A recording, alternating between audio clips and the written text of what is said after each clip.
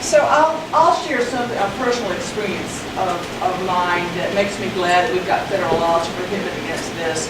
In 1973, I applied for a secretarial position, and the man who was to make the decision said, I like your qualifications and I'd hire you in a minute, except that you are too young. I think you're going to get married and have babies and quit. And so I was denied the opportunity to get the job, and it was totally legal because this is before the laws against that. It was totally legal discrimination. And I think that that's where we are with sexual orientation, even with this policy, that we're still at that point, just with a different group.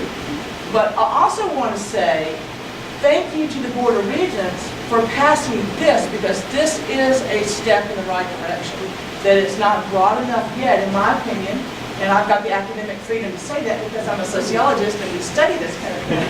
But I do thank the Board of Regents for this, and thank you very much, Board of Regents, for having this progressive insight.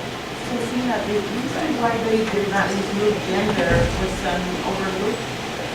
Was that kind of... You know, their motives about that are unclear.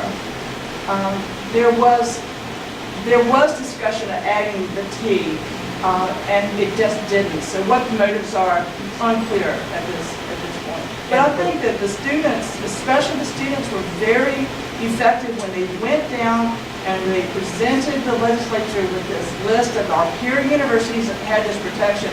They were the ones who got this policy passed. And then it was like after years of this vocal activism, and then suddenly it just happened. And it happened with no fanfare. So perhaps we can get a similar thing to happen with the gender and gender identity. But it will take work. And what do we do now? I mean, we've got it. We've got this addition to the non-discrimination law. So now what's next? We got a lot of students here. What can they do? Because they took the lead on this. I know they did. Monica was one of the people there agitating on this. Were others of you agitators on this? There's certainly multiple ways to go at it. So, student activism seemed to have been the tipping point. Was the straw that changed. But we also have 4 unions. So these unions could take this on as an issue. And the president of United Academics is here, so you heard me make this suggestion, President, sir. Let me make a comment. I was on the negotiation team last fall, and we tried to get a non-discrimination clause in our contract, and the administration did not want it. And this was the sexual orientation, right? Including that, and the whole, and the What laundry reason list. did they give for not wanting to? Because the article was really about OSHA safety things and not work environment, and we strongly disagreed, but we tried very hard, but we weren't able to get it into a contract. No, same thing happened with Oregon. They don't want that. And can you say which union you're with? I'm with UA. And why do they not? You say they don't So want basically, they want to keep the right to discriminate. It has to be put that way. Yeah, I mean, that's the PR. That's the PR part. The university wants to continue to have the right to discriminate. I think that's true. And PR. And when you're negotiating a contract, you have to give up things to get other things. Yeah. Unfortunately, salary and benefits don't.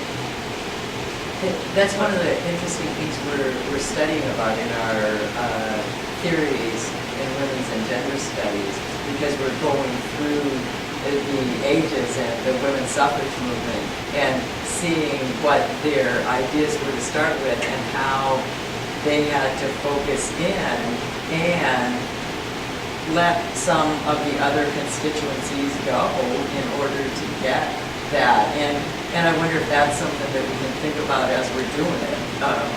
Maybe not letting go of others, but how do we get anything if it's a negotiation with the administration or with the power systems that be, how do we not give up? How do we not let some of the other peoples go in order to get somewhere? So one thing is we've got now a non-discrimination clause that includes sexual orientation.